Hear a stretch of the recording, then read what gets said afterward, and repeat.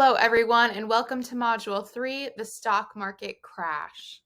So today we'll be learning about how the economy of the 1920s led to the stock market crash in 1929. So we spoke about in Module 2 how the 20s is an era of prosperity and people believing that they've overcome poverty and have a lot more spending money. So one way to use your spending money was to play on the stock market and participate in this speculative fever. And we'll talk about how speculation is another term for playing the stock market.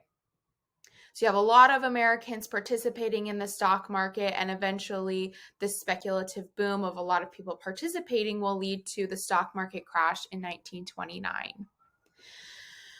So before World War I, not a lot of people, like everyday Americans, invested in the stock market. But during and after World War I, the government needs money to pay for the war. We tried an income tax in 1913 at a federal level, but a lot of people just didn't pay their taxes because they were never used to that before. So the government issues what's called a Liberty Bond, and that's known as our first national marketplace for investment. So a Liberty Bond was a way to have people give their money to the government with the promise that once the war was over, they would get the money they donated back plus interest, so plus more. And it was tied to patriotism. So it's called a Liberty Bond, and it was all marketed for having people show their loyalty and patriotism to the war effort in World War I.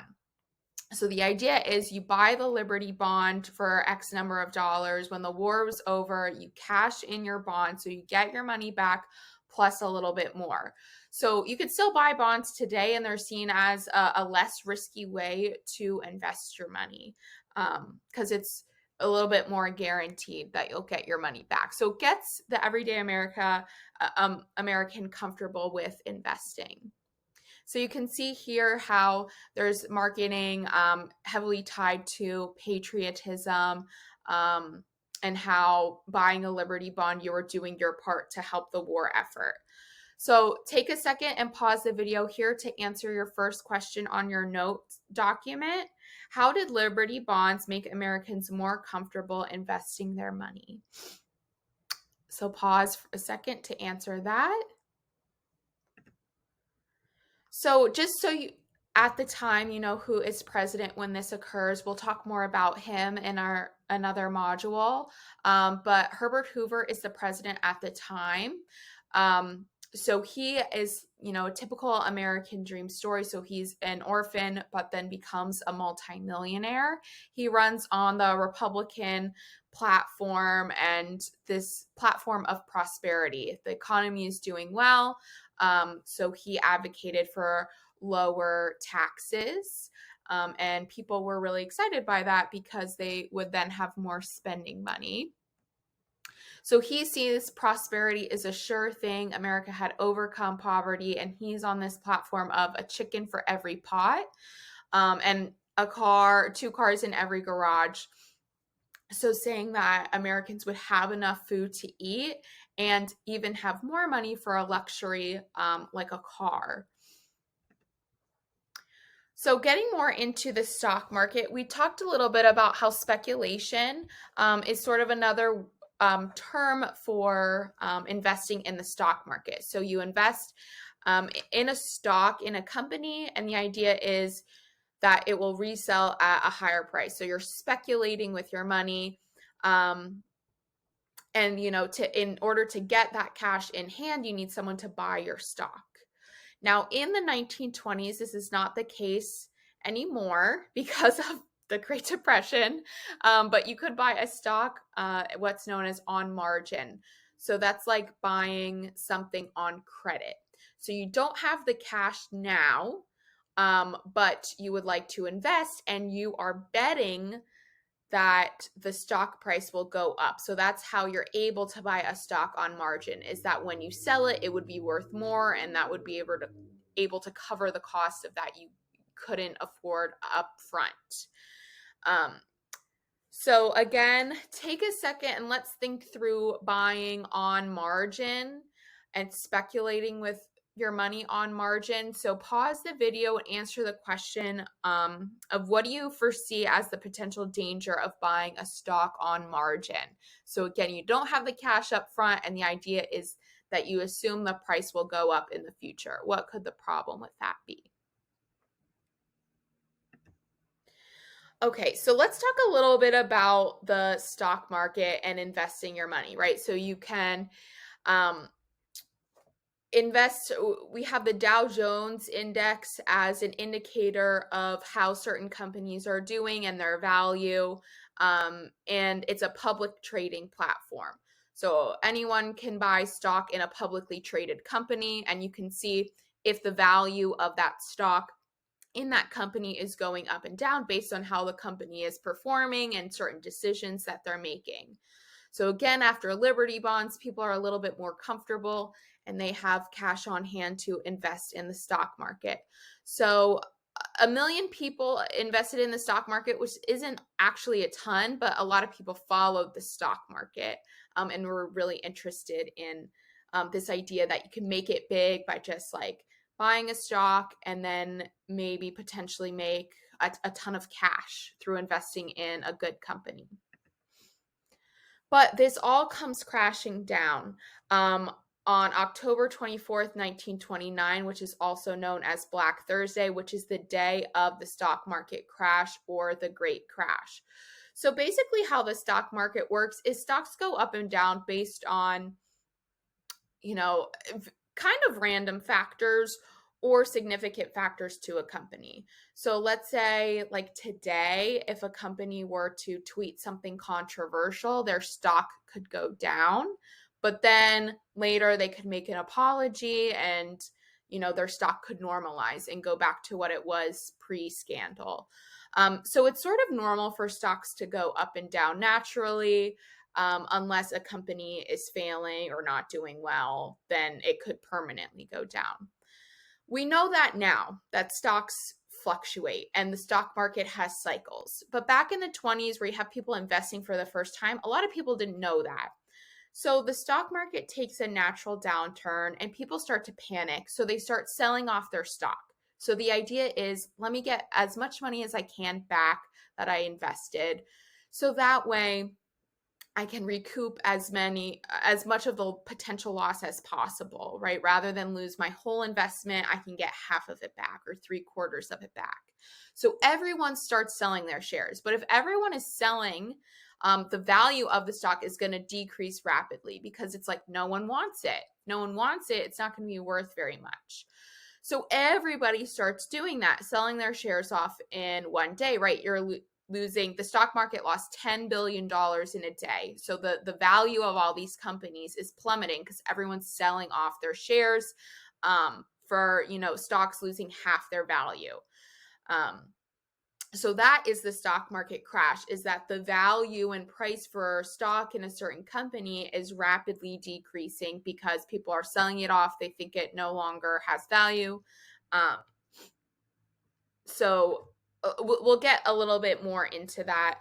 But just to some misconceptions, this is a course on the Great Depression. The stock market crash did not wipe out all the savings of all Americans in one day, right? The stock market crash is not the cause of the Great Depression. It is one of the causes, which will be another module. So what it does is it stops and halts spending. So people are just a little bit more reluctant to buy stock or buy things because of this decrease in value in one day. So the fact that it's not like stock market crash happens, you're in the Great Depression. A lot of factors came together in order to cause the Great Depression. Another factor has to do with small banks and bank runs. So the way banks function, your money just doesn't sit in a vault in the bank with your name on it, waiting for you to take it. Banks invest your money. So you might have an account that gains like 2 cents per month, right? And that's because your bank is lending out your money to other people so they can buy houses and cars and fix up their homes. Um, and so in the 1920s, banks invested their money in the stock market and bought stocks on margin. So it's essentially like they're gambling, playing the stock market with your money and sort of without your consent of which companies they're investing in. But they keep a certain amount of cash or reserves on hand. If people say, I want to take out $10,000, that they have some cash there that they can give people those $10,000.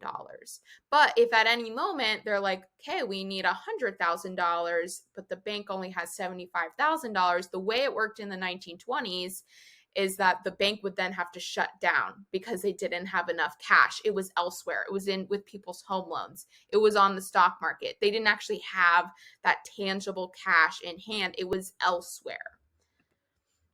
So this leads to what's called a bank run, or you can think of a bank run as just a bank shutting down.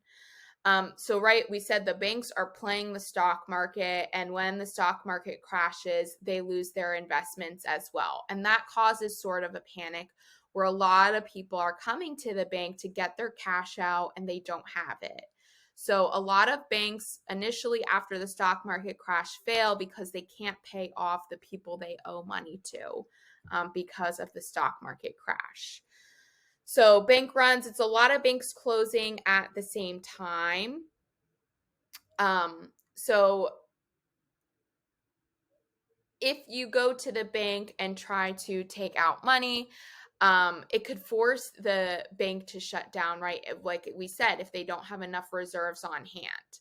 So this causes a panic because then the news starts to spread. Hey, I went to this bank on this street, tried to get my money out. They didn't have it. And so everyone's freaking out. They didn't have your money? Let me go get my money to make sure I have my cash.